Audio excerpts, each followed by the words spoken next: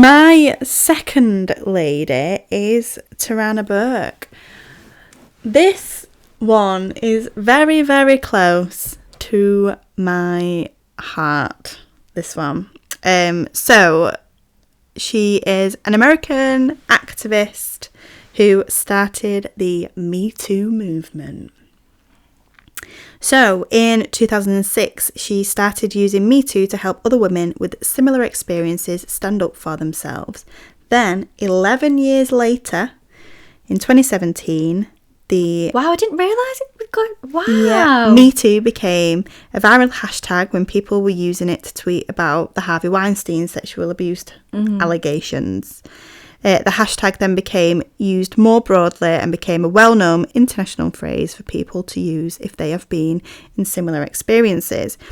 So, I watched her TED Talk. I've watched it a few times now, and it gives me goosebumps every time I watch it because of her passion, empathy, and her vulnerability, and the way she calmly does this talk is almost chilling. It's not, I don't know, because it is so calm, it makes it more emotional and more powerful. Yeah. So, I wanted to share some things with you that she says. Please go watch. We'll leave a link to the TED Talk in the description or the show notes. But she says that this is a movement that is saying enough is enough and we are stronger together. She also says, and I quote, "It's hard not to feel numb. I suspect some of you feel numb too, but let me tell you what else I know. Sometimes when you hear the word numb, you think of a void, an absence of feelings, or even the inability to feel. But that's not always true. Numbness can come from the memories you can't fight off when they creep on you in the middle of the night. They can come from the tears that are locked behind your eyes and that you won't give yourself permission to cry. For me, the numbness comes from looking at the face of survivors, knowing everything to say, but having nothing left to give. Numbness is not always the absence of feeling. Sometimes it's an accumulation of feelings." And that, to me, hit home so much because it was like sometimes you do feel numb and you do feel as if, well, in my personal experience, I'm like, right, I'm numb now, which means I'm over it. Like I'm good. Like I'm so numb. Like I'm not crying anymore. Like I don't cry. When I heard that, I found myself getting emotional, and then it came to me. It was because I weren't giving myself permission to sit with it and to sit with the feelings. It was like, no, right, yeah, I'm good now. I'm really good. Like, look how good I'm doing. Look how far I'm going on in my life, and that's it. But we're numb because it's not something, well, in my personal experience, not something that happens once, twice. It's something that, to a certain extent, happens on a regular basis. So it's it just becomes, with me personally, you just become desensitized to it, and it's as if you're like completely invalidating your feelings. I think as well, like the Me Too hashtag, the amount of people that use it, like literally like nearly every woman that I followed on Twitter and Instagram, like the amount of people that used it and the amount of times that they were saying that experienced things like this just shows how desensitized we can be. Exactly. And some people were just not, some people were saying hashtag Me Too and then going into depth about what had happened to them, and some people were just saying Me Too because either A, they weren't comfortable speaking about it, or B, they hadn't really processed it themselves. And there were so many people who I looked up to who was using this hashtag, and it made you feel less alone, and it made you feel like, in a really, really sad way, that it weren't just happening to you, or it hasn't just happened to you. And I think it's a movement that had to have happened, and I'm so glad it was being used for people to realise that, look, I'm not alone, sadly, but I'm not alone, and I do have people who are doing great things, who have also had similar experiences to me. Yeah, I remember the first time I'd heard of it, in my group chat, one of the girls messaged saying, it's absolutely disgusting that hashtag Me Too has been trending for this long or whatever. And I hadn't been on like Twitter, and I was like, oh, I looked it up, and I was like scrolling through all these tweets with Me Too, and I was just crying. Yeah. I was like, I cannot believe this. And like you know, when you were saying about being numb, Yeah. I was numb for a long time. And when Me Too happened and I was reading about other people's experience, like, I'm getting a bit upset here, but like, I didn't realise what had happened to me until Me Too. I think I knew, and I'd mentioned it before, like, to one of my friends, like, I think this has happened, like, oh. And then I was numb to it. And then when I realised it had happened, I was like, oh my God.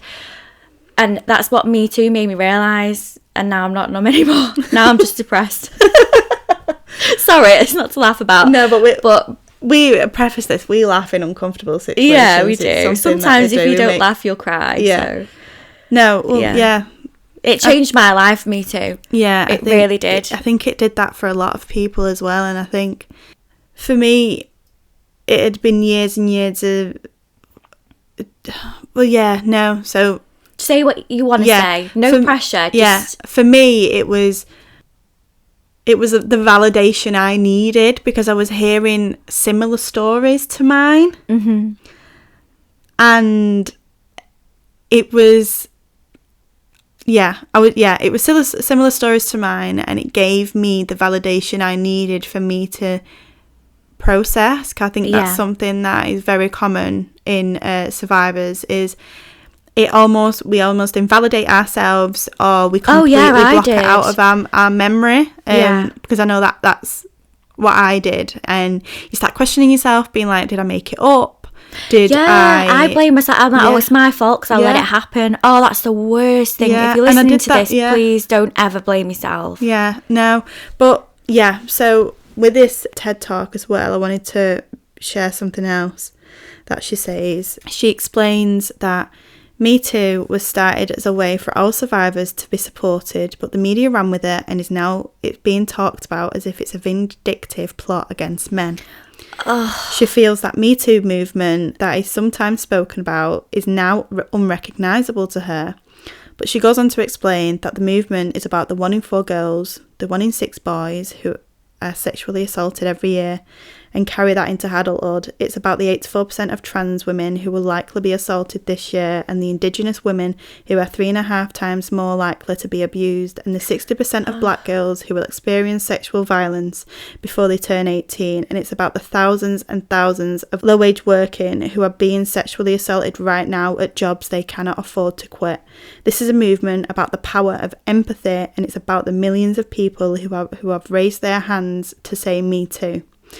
Like I've said, I would recommend watching that talk. I would put a massive trigger warning to avoid the comments on that video.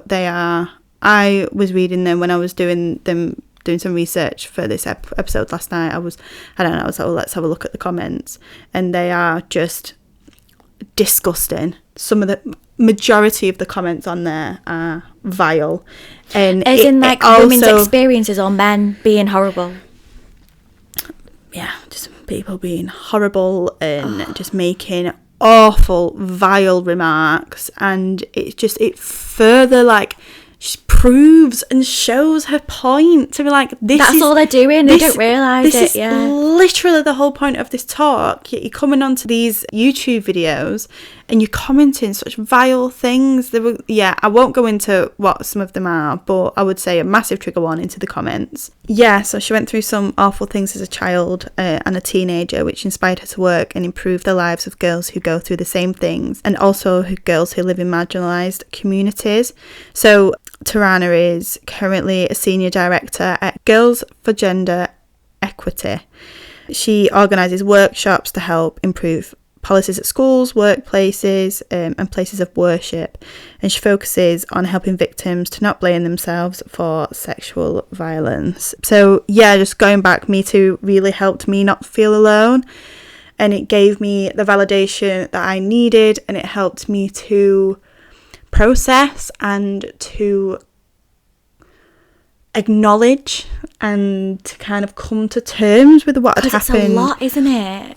It is, and I think the mind does play tricks on you sometimes where like we've said, where you think, oh, I think am I over exaggerating? Did I take it the wrong way? Did I do this? Did I do that? And it was that for me, and it was Me Too, and it was, like I said, reading the similar stories to mine and reading things that were going on and being like, because at first it was like, oh, I should not have put myself into that situation. I should not have done that, and I should not have done this. And it was because it weren't freely spoken about, and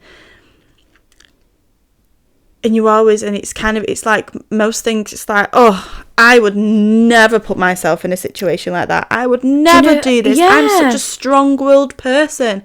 And then when it does happen to you, you're like, what? Yeah, it's weird, isn't it? And like for me, mine went on for a long time. And even during that time, I was like, I would never get myself into that situation. But I didn't realise it was actually happening to me. Yeah. Mine was coercive. Yeah. So I did give consent, but it wasn't free. Like, I was convinced and emotionally manipulated into giving consent. So I blamed myself, and I was like, well, I did that because I did say yes. But then I realised when I was reading everyone's stuff, oh God, no, like this was not okay. And then obviously, like years later, I went to therapy, and it was the like you're saying, the validation I needed to say, this is awful, everything you're telling me is overwhelming, like it's terrible, it's disgusting, it's abusive. I was like, oh shit.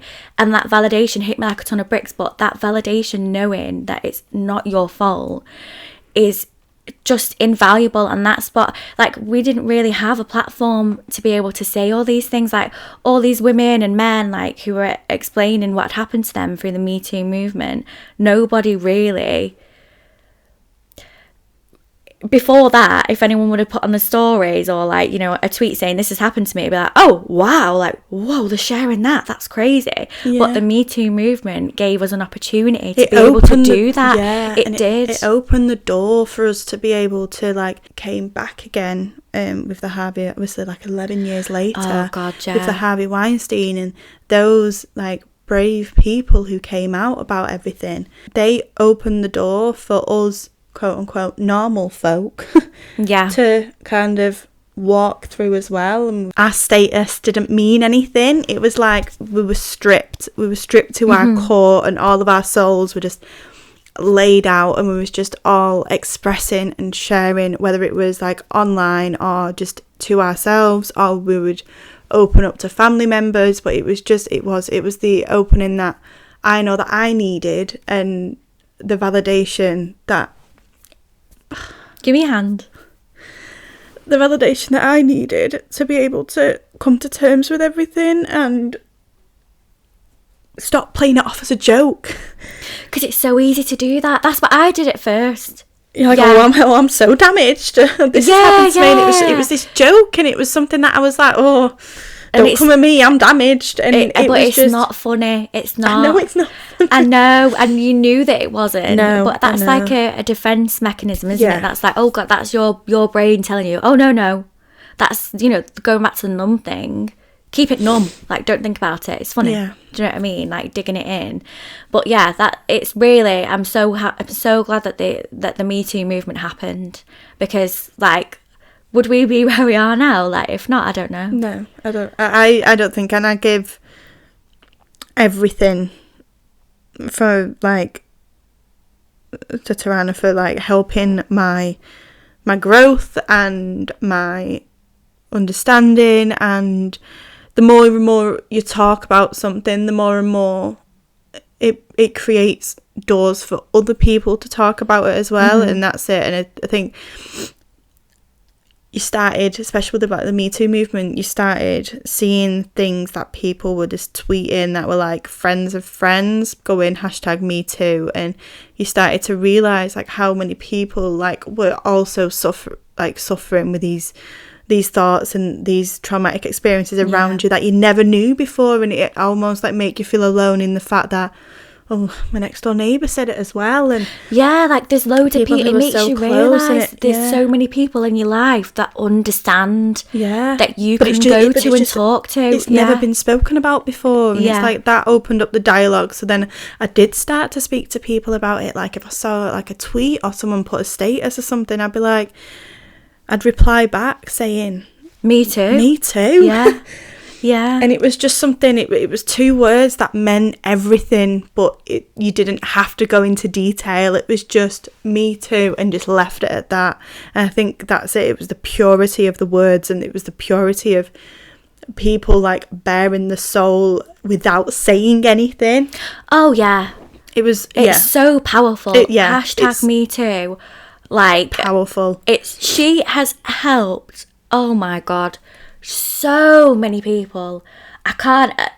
Without even knowing it, the Yeah. magnitude of the amount of people that she has helped is just... It's outrageous. Yeah. It's outrageous. So yeah, As I said before, it's amazing. it's amazing, yeah. It So is amazing. Tarana Burke, that's Yeah. my number 2. That is a very, very powerful one. I think Yeah. if you wouldn't have picked her, I would have. Yeah. Yeah, for sure. Because it's changed so many people's lives. And, oh, God, that was a bit heavy, that one too. That was very heavy, that one. Of course, I brought the heavy one to the table. But, like we were saying, and it's the same with mental health that we've mentioned before, the more we talk about it and create an open space, like, in general, like, the more people talk about it, the more we talk about it on this podcast. The stigma. The more people talk about it, the stigma erodes away. Yeah. And, like, if... I believe that. If us talking about our experiences, obviously we haven't gone and deep delved into it because that would be traumatic. But and this is not therapy. yeah. But the more we talk about these things, like, you know, the more people listening will be like, oh shit, I was in a coercive relationship. Yeah. Oh God, you know, and then they can start their healing journey. Yeah, because it's as if you're flying on autopilot after it, and it's like, right, no, Yeah. I'm going, I'm fine. Like, this isn't like whatever. Like, I'm dealing with this. And then as soon as someone kind of stops you in your tracks, and they're like, no, process this, and then that's when you're like, right, now I need to get in the driver's seat. Now I need to check my mirrors and you know what I mean, check everything, make sure it's my seatbelt on. Yeah. Buckle in. It's a rocky ride. Oh God, yeah. But it is a rocky ride. But it's something that I think takes time, and it takes a lot of work. Yeah. But it's so worth it Yeah. to be able to process what's happened. And yeah, I was just going to say, for me, I'm still in the driver's seat, rolling down a very steep hill trying to find my seatbelt. is that how you feel? That's me. But I know that I'm going to get down to that bottom and I'm going to get my seatbelt on and I'm going to be okay. And I love that. That's a really great metaphor. Is that right? Metaphor?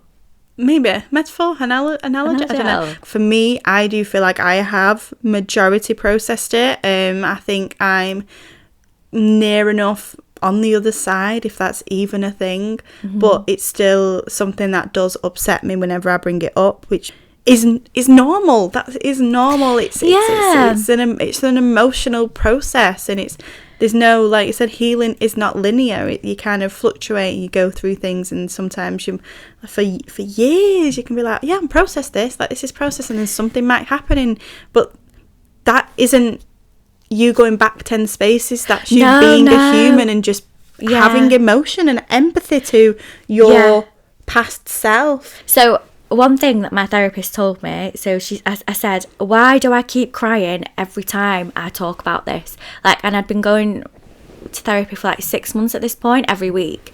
I was like, why do I keep crying? And she was like, Laura, she said, you can be healed from something, but every time you think about it, you can cry because you're going back to that moment and you're thinking about it. She was saying every single time you watch Bambi, people cry when the mum dies, even though you know it's coming, you know the Bambi's mum's going to die, but you still cry because it's still sad. Like, she said, you're always going to cry about these things and that's okay. She was like, it doesn't mean that you, like, you know, like you said, 10 steps back, that's what it reminded me of. but you are still making progress. Just because you're crying about it doesn't mean, you know. I feel like almost in my personal experience in my situation, I feel like when I get upset, I'm mourning the loss of that version of Roxanne that was before. Yeah. Because I'm a completely different person now. Yeah. And that Roxanne was so innocent and naive to the world, whereas I feel like it made me a different person. But I think that's why I get upset, is because partly is because I am mourning the person I used to be before said For situation. me, I mourn the person that I could be, because my relationship that was very emotionally and sexually abusive was between the age of 14 and 21, which is my formative years where I turned into who I was. Yeah. I don't know myself before that, because there wasn't really a before that. Before that, I was a child. Yeah. So, like, I don't actually know who I could have been if that didn't happen. And that, like, kills me. And I mourn for my childhood, because my childhood was taken away from me. Do you know what I mean? Yeah. So I resonate with you there. But, like, I'm like, who was that? Yeah. Who was I? Who am I? Do you know what I mean? Yeah. And I think as well, it's something that I felt a bit, like I said before, like I'd make jokes about it, but like I felt like I was damaged, and I felt like I didn't really want to tell anybody, or I didn't really want to admit it. And then that sounds like you're victim blaming yourself, though. Yeah, because it's like and you're putting the emphasis on yourself, like, I'm damaged, like something's wrong with you. Yeah. And I think, I remember when I brought it up to Max, and I told Max about it, and he was just so caring, and I'd built it up to be for me to, I thought he was gonna leave. I thought he'd be like, oh, you're gonna, oh, like, I don't really want someone like that. But it was like, okay. It was like, and I want you to know that I would never be that person. We can now move forward, and now I thank you so much for telling me, but that's lovely. I'm not going to do that, and you're safe with me. Yeah, and that's Bless what him. you need, isn't it? That's what you need. Yeah, and it's good that you were able to talk to him about it, and that's what I think Me Too's done for so many people. Yeah. So many people. It's just open that door. Yeah. Yeah. Open the door. Open the door. But yeah, no. So yeah, that's mine. Yeah.